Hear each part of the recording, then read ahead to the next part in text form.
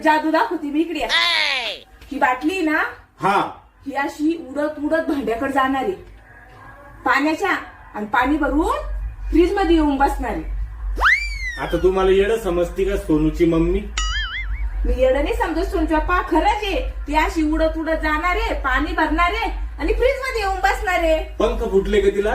पंख नाही सोनूश पप्पा तिला, मग तरी ती उडत उडत जाणारे, पाणी भरणारे आणि फ्रीज मध्ये येऊन बसणारे.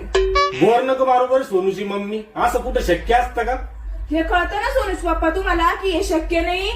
मग हे नाही कळत का की पाणी प्याल्यावर बाटलीत पाणी भरून फ्रीज मध्ये ठेवायचं? हे नाही कळत? पाणी पिते, फ्रीज मध्ये रिकामी बॉटल पिते, थंड पाणी नसलं की माझ्याच नावावर बॉम्ब मारते.